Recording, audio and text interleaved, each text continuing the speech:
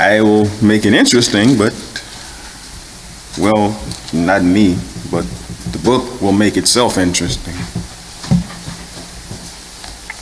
But it will be painful for some, what always is, for those who don't obey it. But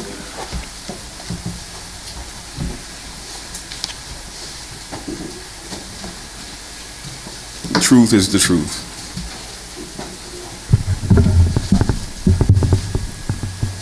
The truth is the truth. For so long, we have trusted others to do the heavy lifting concerning what is in the Bible. We have listened to the man with the bullhorn downtown. Some didn't like what he said. I have seen him beaten a couple of times, and he comes back.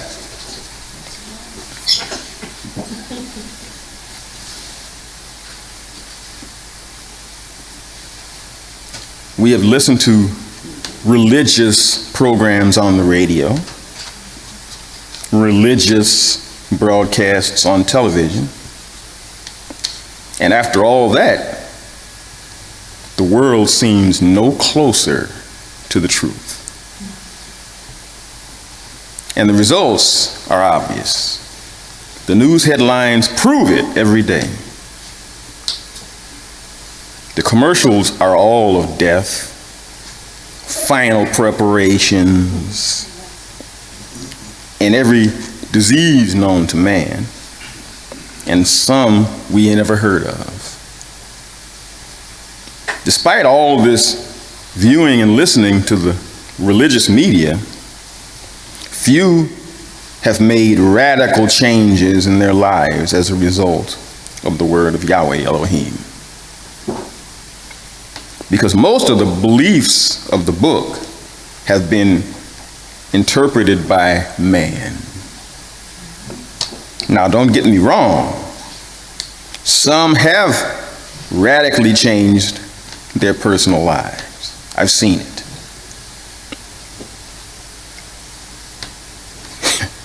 I've seen it in the mirror some too. By the study of the Bible was this done. But not enough to change a fallen world. For some, it has simply been changes in how they do things. They claim a love of Elohim, but most only display a love of their pastor, their priest, their teacher, or the one who challenged them to come to Christ. In many cases, regardless the educational level or degree or IQ or whatever, the active focus is largely on the man. Or in this age, the woman who taught you or pastored you. This is not new. It goes back to the days of the apostles, the real apostles, the original 12, whittled down to 11, and then brought back up by one. Not these people out there on the street corners calling themselves apostles.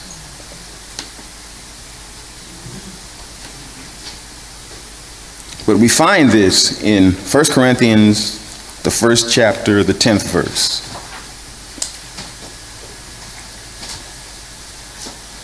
1 Corinthians, the 1st chapter, the 10th verse. Brothers and sisters, by the authority of our Master, Yeshua Messiah, I beg all of you to agree with each other. You should not be divided into different groups.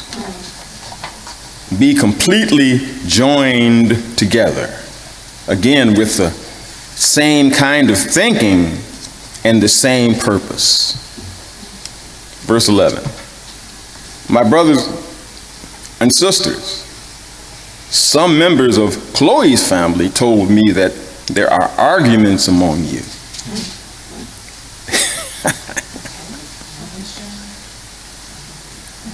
That is what I mean. One of you says, I follow Paul. And someone else says, I follow Apollos. Another says, I follow Peter. And someone else says, I follow Messiah. Messiah cannot be divided into different groups. It wasn't Paul who died on the tree, was it? Were you baptized in Paul's name? 14. I am thankful that I did not baptize any of you except Crispus and Gaius. I am thankful because no one can say that they were baptized in my name. I also baptized the family of Stephanas, but I don't remember that I myself baptized any others. Messiah did not give me the work of baptizing people. He gave me the work of telling the good news. But he sent me to tell the good news without using clever speech, which would take away the power that is in the stake of Messiah. Some people, that's all they talk about. He said that so skillfully. It tickled me down in my heart or somewhere.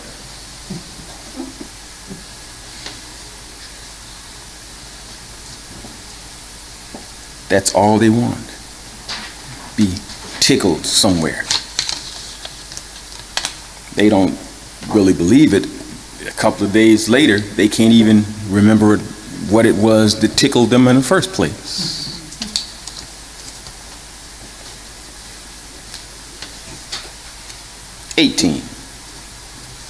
The teaching about the stake seems foolish to those who are lost. But to us who are being saved by it, it is the power of Elohim. As the scriptures say, I will destroy the wisdom of the wise. I will confuse the understanding of the intelligent. So what does this say about the philosopher, the law expert, or anyone in this world who is skilled in making clever arguments? Elohim has made the wisdom of the world look foolish. This is what Elohim in his wisdom decided. Since the world did not find him through its own wisdom, he used the message that sounds foolish to save those who believe it. Although it seems that the world is chasing and biting its tail most of the time, most people would rather stay dizzy trying to follow the ways of the world rather than busy themselves with learning the ways of the Almighty. And they are using this against us every day. And every day, all of the Bibles and all of the teachers and priests and all are leading us slowly toward the edge. That edge is a common belief in the Sunday version of everything. And I say that with all seriousness. anyone that follows this is going to have a hard time in the end times. The time to correct this is now.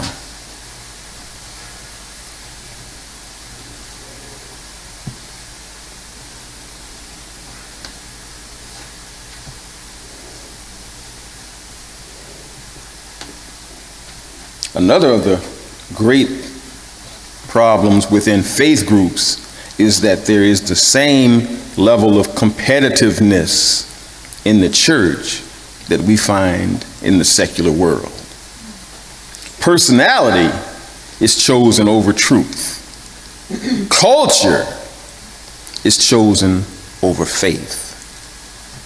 The size of the congregation is chosen over the zeal of the group for the faith in Elohim. And the closer you seem to be to the way that the world does things, the more of a crowd you will draw in doing so. Because we like man ruling over us. We struggle with admitting this openly. But the proof is in the faith life. We don't have answers, so we stick to what we know or we think we know, even if we haven't fully researched it as yet. Well, saints, after the last few weeks in Chicago and other places and other hotbeds of rival violence to the wars, specifically now I talk of the Ukraine. There was a bigger war there a couple of years ago that nobody heard anything about. In Crimea, there was no urgency then, but those were people that died there. The same as Ukraine. No one cared much about Crimea. Most of you didn't even hear about it because it wasn't on the news much. I'd say it's time to make sure we are sure of our faith and our eternity. I don't set dates or try to figure out when the tribulation will begin, but it's obvious that something evil is in the wind. That being the case, maybe it's time we started to get some real answers and bolster our faith through a deeper knowledge of Elohim and his word. And there is a place to find those answers, but we have to seek them. Our title this morning, Dig Deeper. Elohim has given us answers. Dig deeper. Elohim has given us answers. With all of the insanity going on in the world, you might think that a few people might begin to look into the truths of Elohim. I saw something on the news this morning. I woke up and turned the TV on. My first mistake today. They were talking about how all of the schools are now teaching Islam in some areas in Chicago. Islam? Which version? The real version or the Islam of Louis Farrakhan? Which one are they teaching?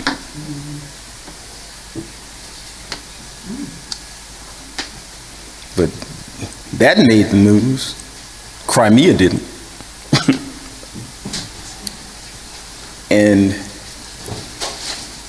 something else I found out on my own, the Catholic Church actually started the religion of Islam.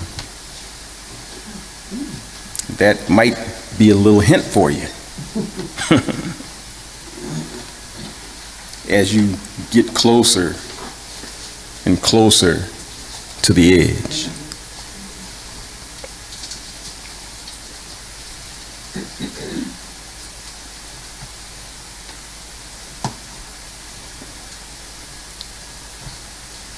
In this climate,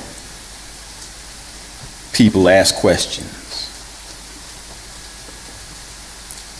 but few will follow up the answers aggressively because they don't care, because this isn't real to them anyway. Now, we're not expecting the unchurched world to change. This is not likely to happen before the tribulation starts in earnest.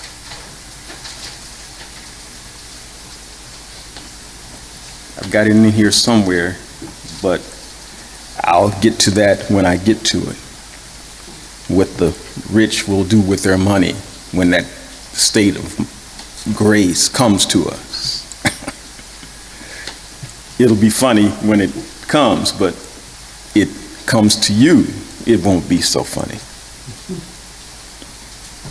But there is an expectation of deep-rooted change in the hearts and minds of believers who truly understand the word of Elohim, especially if they are studying it in sincerity. Oh, the change may not come out all at once. If it does, be wary of it. But change is expected to come with spiritual growth and understanding. As we become more rooted and deeply rooted in the true word of Elohim, this will happen. Anyone who has read Romans 12:2 with understanding should know this. But the problem is in what is expected concerning this transformation. Few transitional believers or casual Bible readers get this transformation because they expected something called being saved. That's like somebody getting you out of the way of a bus and getting saved. It's not like that all the time. But that's what's expected by most. Let's drop anchor here and on this transformation thing. We'll find it in Romans, the 12th chapter, the 1st verse.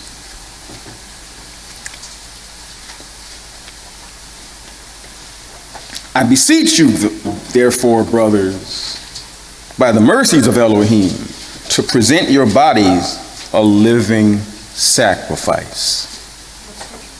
Romans, the 12th chapter, the 1st verse. I beseech you, brothers, by the mercies of Elohim, to present your bodies a living sacrifice, holy, pleasing to Elohim, which is your reasonable service. That's the baseline, just the minimal. And do not be conformed to this world, but be transformed by the renewing of your mind, in order to prove by you, by who? Not someone else, but by your life and attitudinal changes and conforming to the ways and law of Elohim, or the Godhead. What is that good and pleasing and perfect will of Elohim? For I say, through the grace given to me, to everyone who is among you, not to think of himself more highly than he ought to think, but set your mind to be right-minded, even as Elohim has dealt to every man the measure of faith. Get that in your head. Everybody that has a measure of faith has some of this book in them. Don't all of a sudden think that you got more than everybody else. Yet this change is as individual as we are. All are expected to change as they are informed and transformed by their learning of the word of Elohim.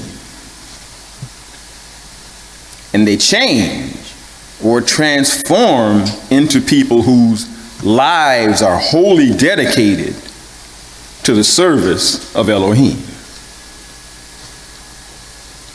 at a pace that is determined completely by Yeshua and the person being converted, not your slights of them or your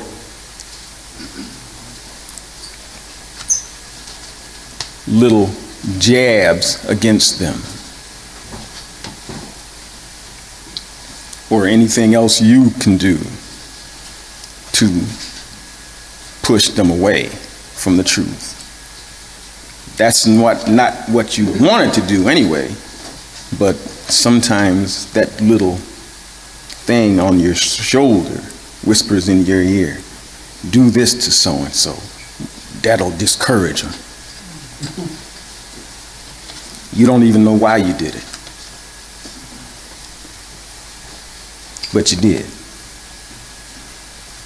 But that's why all of this comes down to Yeshua, the Messiah, and not you.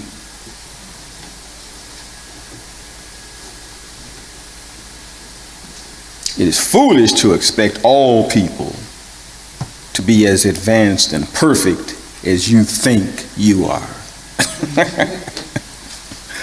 But we all can expect nothing from Elohim unless we are wholly dedicated to living according to his way and his commandments. Does this mean that we quit our jobs and take to the street corners preaching and handing out literature? No. Simply that we live as believers. We work our jobs.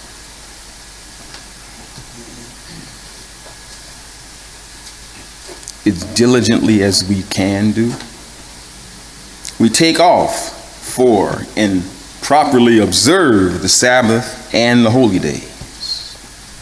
And we love the brethren in spirit and in truth. No faking and bouncing around from church to church and looking for the best deal when we feel bored or don't get our way somehow. This is not the way of belief. It is the way of the world. But if you're following a man and not Elohim, this will happen. If you're following a woman and not Elohim, this will happen. If you are not completely connected to Elohim, if you are more connected to your culture than the word of Elohim, this will happen. Why? Because the major person behind your conversion was not Yeshua Messiah. it was the pastor or evangelist who impressed you. You followed this person for years, and somehow, somewhere along the line, they got lost. And you were following them, and you got lost too. Many have been floundering for so long that they don't realize that they have drifted far from the shore. And they don't realize it until they look around and don't see any land anymore.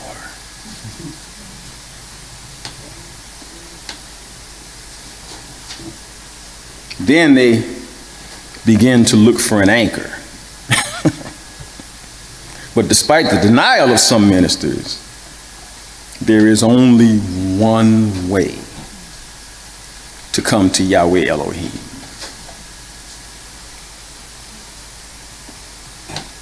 It was first declared by Yahweh Yeshua himself while explaining his role to Philip, who wanted to see the Father. And please note that he never assigned a name to the Father. Anyone that grew up in a household similar to mine, I mistakenly called my father by his first name once. Billy. And I wound up somewhere close to that speaker back there. And I never did that again.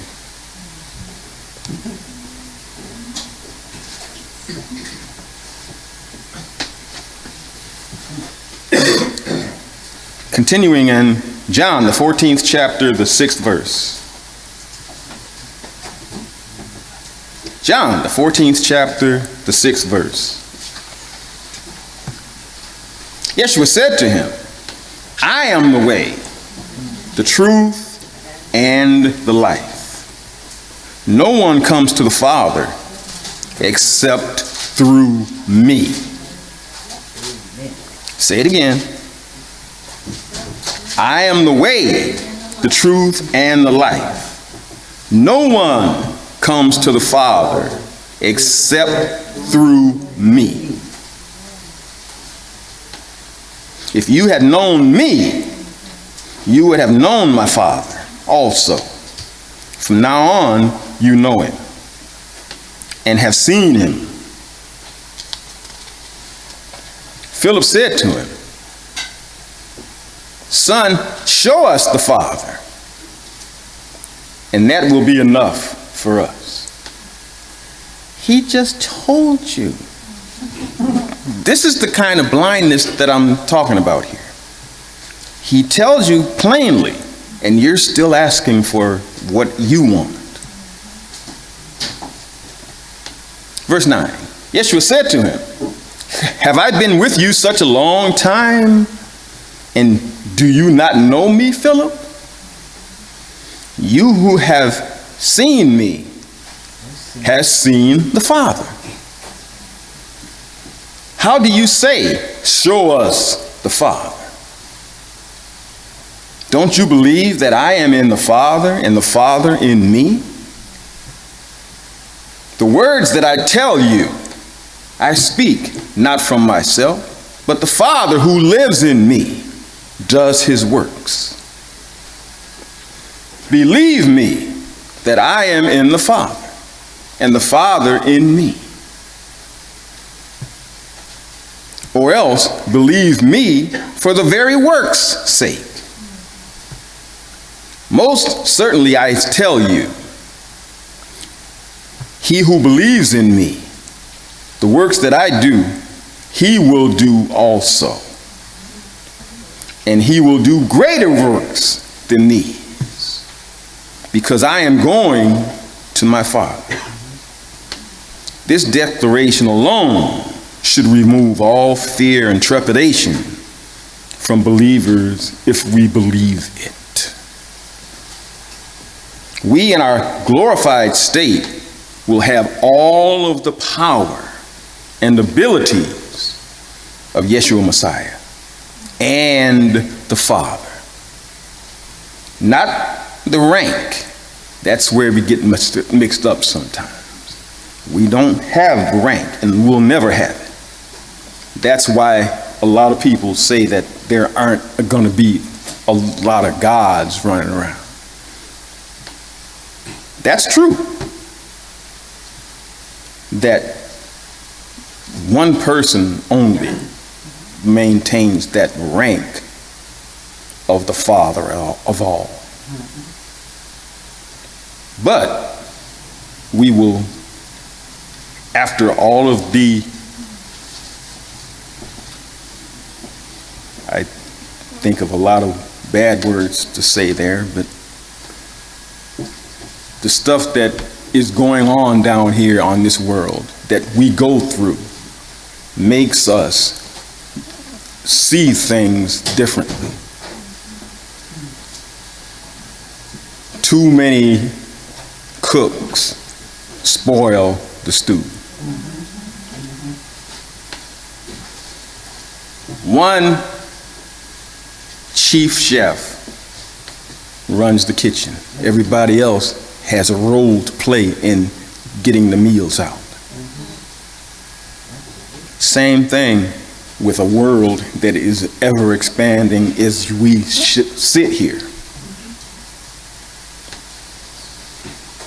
One Father and one Son will rule over that. All of us will have the power to do all these things, but all of us will not have that rank.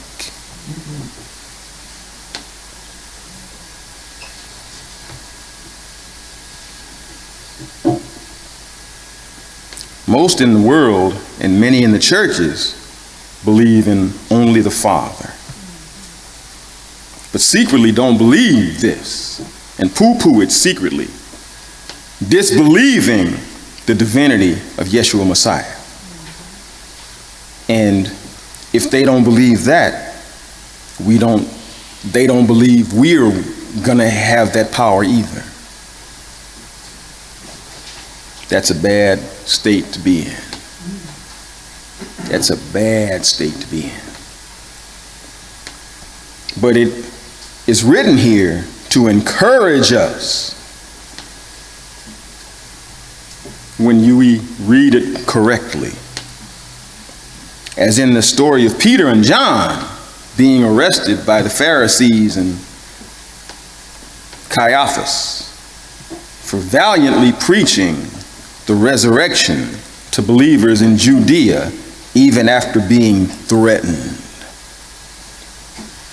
What a change of boldness for Peter, who ran when Yeshua was arrested,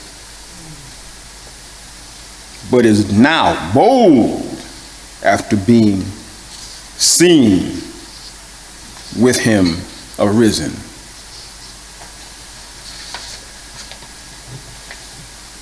Acts, the 4th chapter, the 1st verse.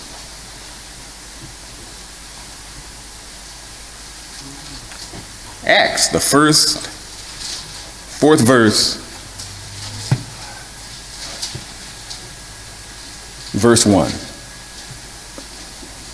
As they spoke to the people, the priests and the captain of the temple and the Sadducees came to them, being upset because they taught the people and proclaimed in Yeshua the resurrection from the dead, which none of the Pharisees or the Sadducees or anyone really believed in at the time. Verse 3, they laid hands on them and put them in custody until the next day, for it was now evening. But many of those who heard the word believed. And the number of men who came to be about 5,000. That was some strong preaching.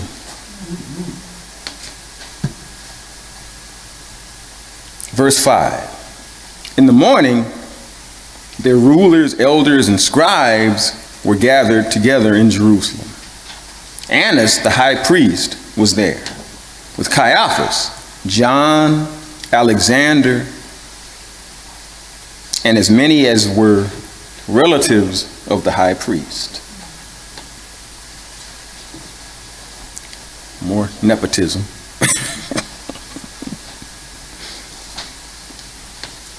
Verse 7.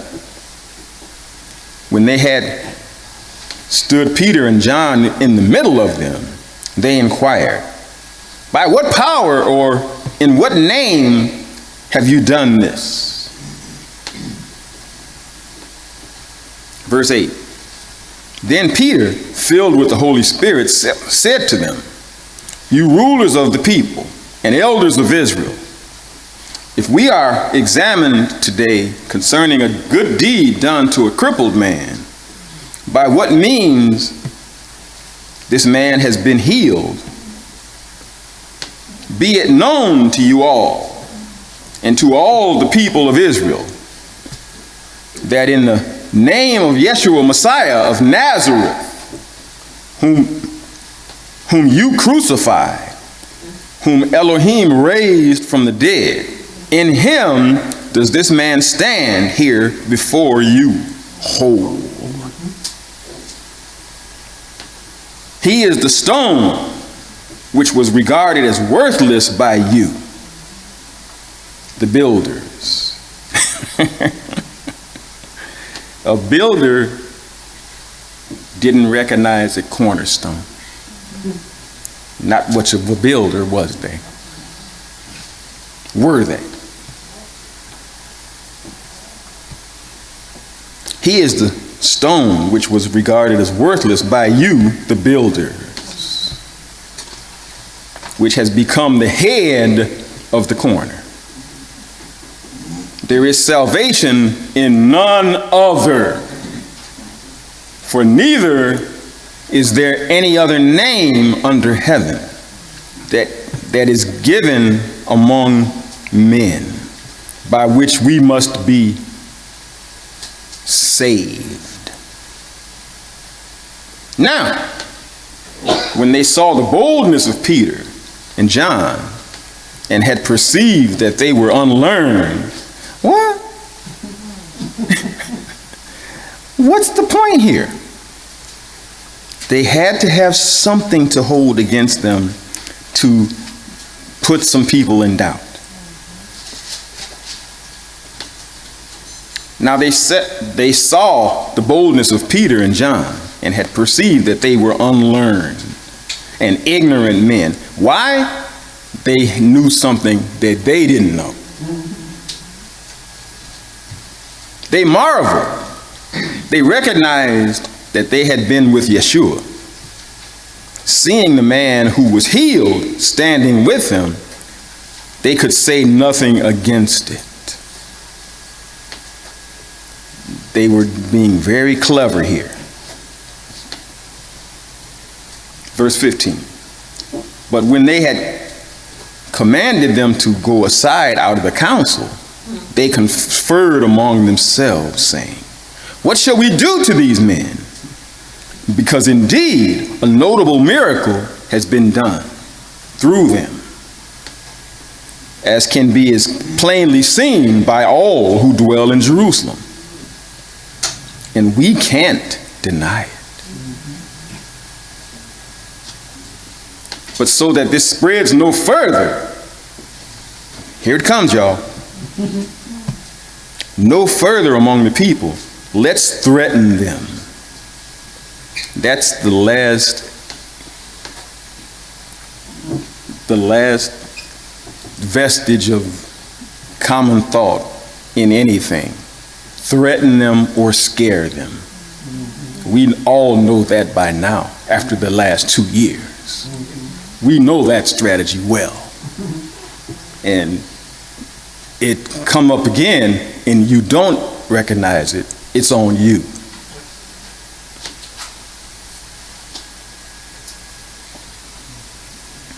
Let's threaten them that from now on they don't speak to anyone in this name. What name? Yeshua the Messiah. 18. They called them and commanded them not to speak at all, nor teach in the name of Yeshua. But Peter and John answered them, whether it is right in the sight of Elohim to listen to you rather than to Elohim, judge for yourselves. For we can't help telling the things which we saw and heard. When they had further threatened them, they let them go, finding no way to punish them because of the people. For everyone glorified Elohim for that which was done. They didn't have any help there, and they knew it. They had to let them go.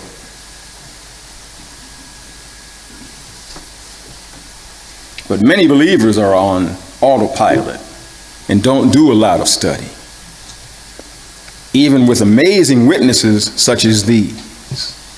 It is as if we can't see the reality of this truth in our lives.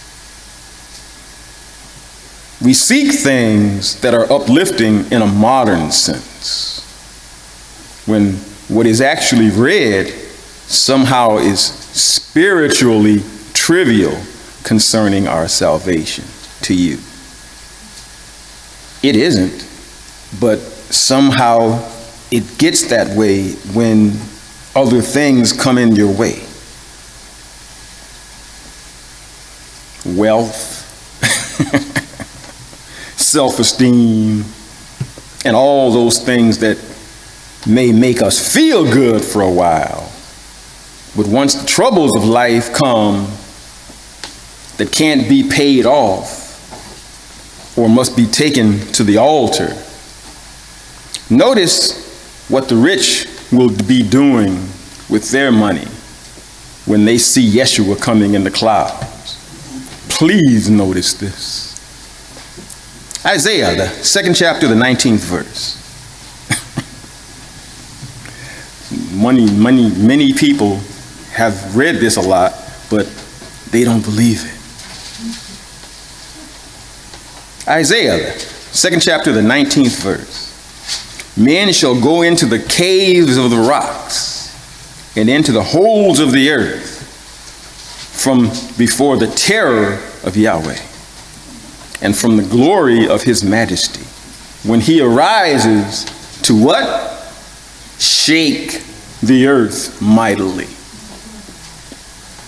In that day, men shall cast away their idols of silver and their idols of gold, which have been made for themselves to worship. What do they do with them? Throw them away to the moles and to the bats.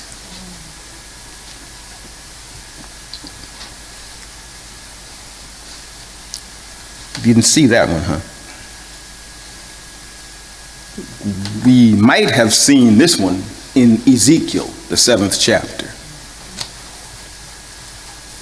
19th verse.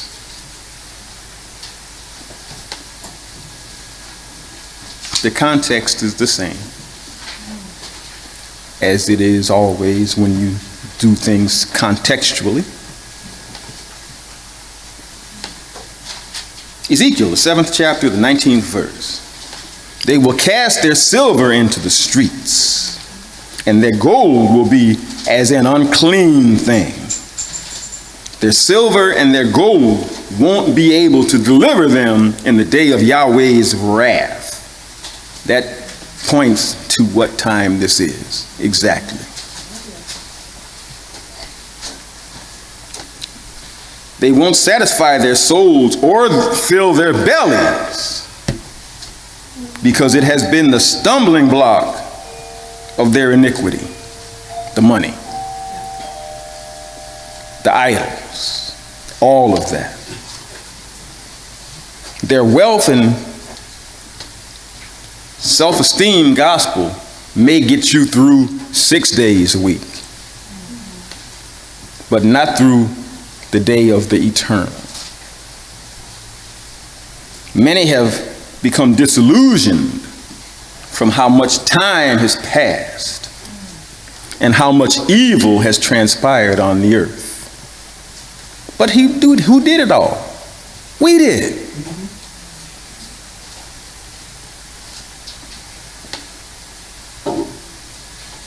We begin to believe that there will be no second coming.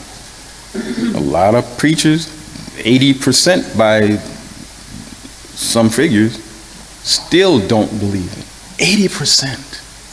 80% of the people standing up before you don't believe the stuff that they're preaching to you. I first read that years ago. And I didn't believe it then, but they coming back with the same figures. It never goes below 80%. That's 80 out of 100 preachers standing before a congregation don't believe what they're preaching to them. That's too many. But the figure has not gone down a little bit. There's so much new information here all of a sudden. People still don't believe it.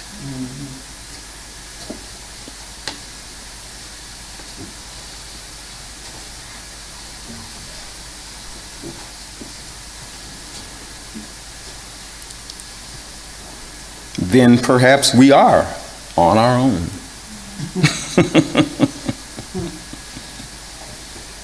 But that being the case, we have to begin to dig deeper for the truth of Elohim. We have to understand that there is much provable, concrete information that we may have missed because we have other opinions that we don't want to let go of. Now that those opinions, 80% of them aren't right, you got a good reason now to read that book for yourself.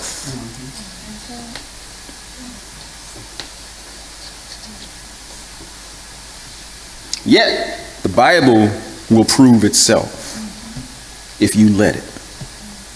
And in time, will unearth all of that which is untrue or has been made muddy through the mistakes and egos of that 80%.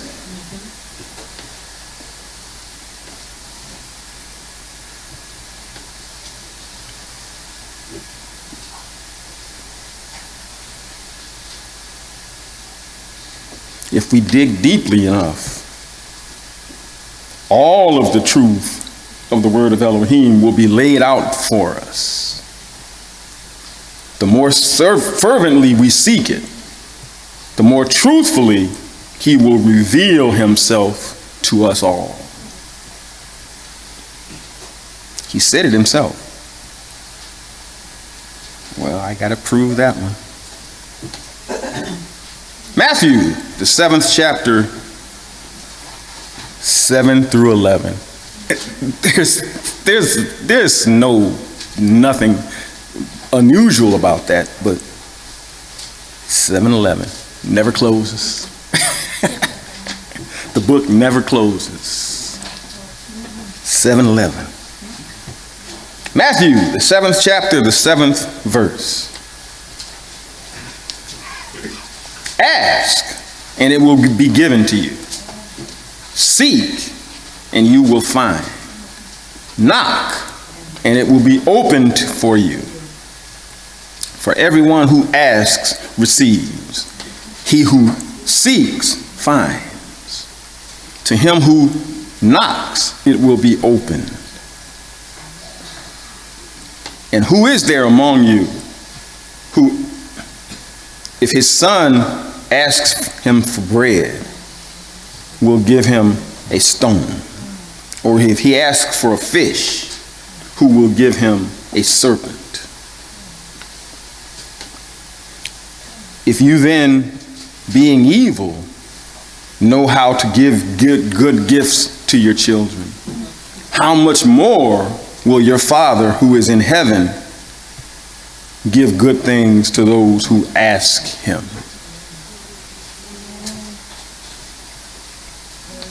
As more and more of us begin to search, we are beginning to find the many fables loose in the world are true. Sometimes truth is given to mask falsehood and sin. In these times of ever-increasing evil, many use the word of Elohim to draw men unto themselves. So some even go so far as to use even the holy days, the Sabbath, and even the true name of Elohim to draw people to themselves. But be warned. We have been told what the name is. But we also know his true character.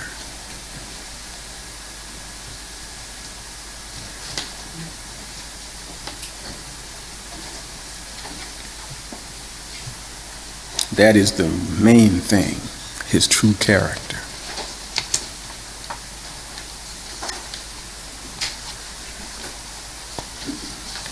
I don't even have to finish this.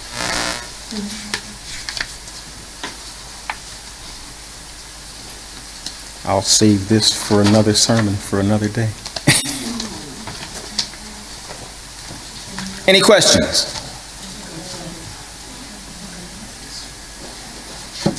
Any questions?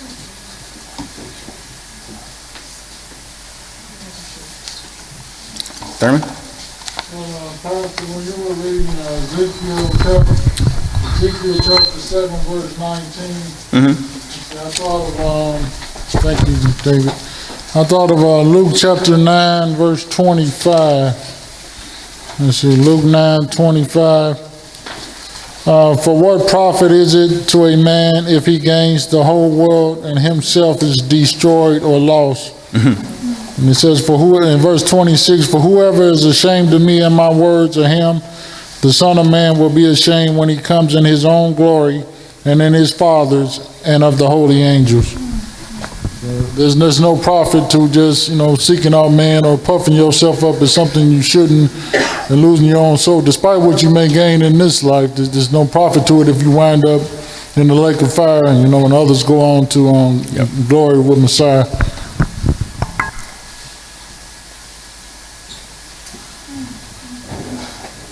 Anyone else? Ruby. As we continue on Matthew 7:21, where it says, not everyone who says to me, Lord, Lord, will enter the kingdom of heaven, but only he who does the will of my Father who is in heaven. Many will say to me on that day, Lord, Lord, did not we prophesy in your name, and in your name drive out demons, and perform many miracles? Then I will tell you plainly, I never knew you. Away from me, you evildoers.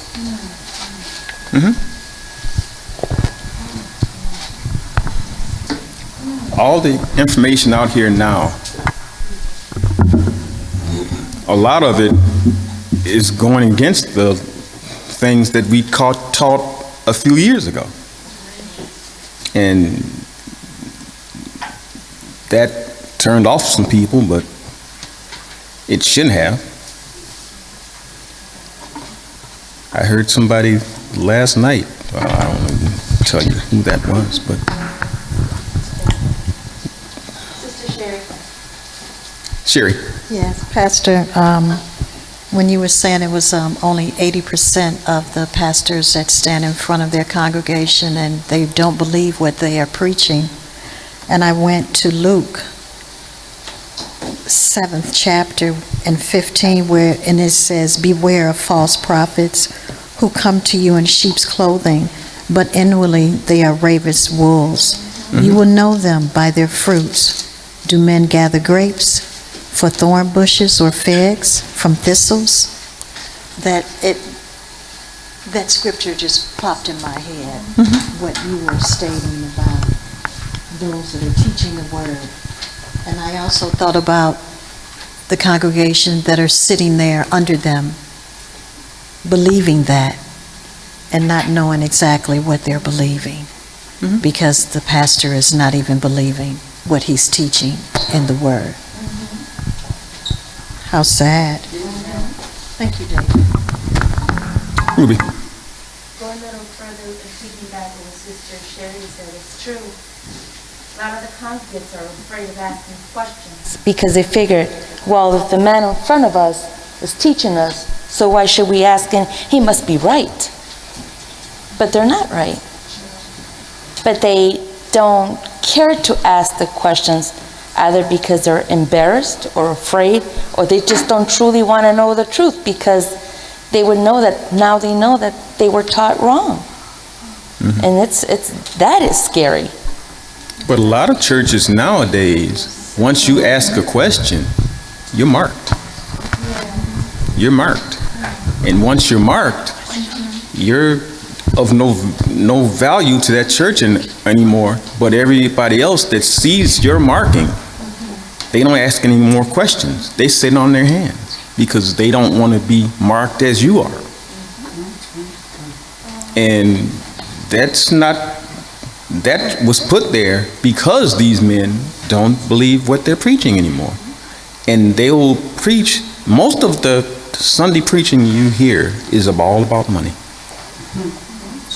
And I was standing around some Church of God sites last night, and I saw pretty much the same thing. Everybody's falling for the same stuff. But, fellow. Some of them know that they're not preaching what the Bible says. They know all about what they should be doing, yet they do not do that. Like you said, it's all about the money. And the Bible is the scripture in the Bible that says, you speaking these things and you know better, but lead my sheep astray. You're going to get it worse than the people that, I forgot how that verse went. But they know better. They know about the holy days and stuff. That is in, but they won't speak that. They won't touch that because of prosperity. Yeah. A lot of them, and we know a few.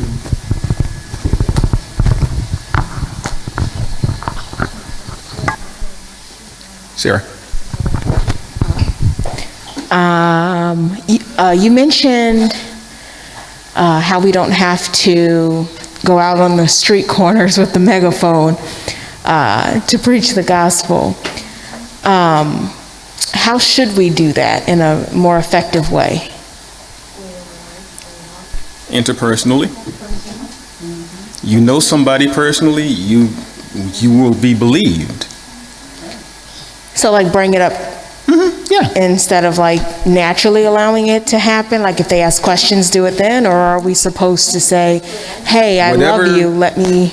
Whatever is comfortable for you and them. As long as you share and make Okay. mention, Okay, that's spreading the word, the gospel.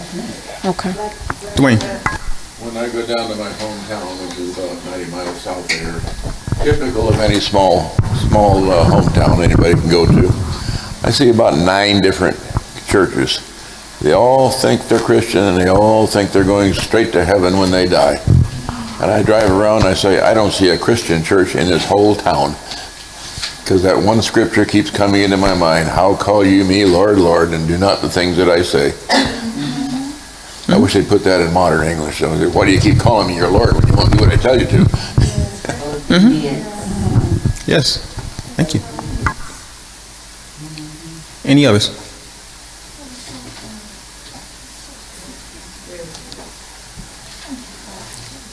I don't waste time. I will use the second part of that and add to it and at another time.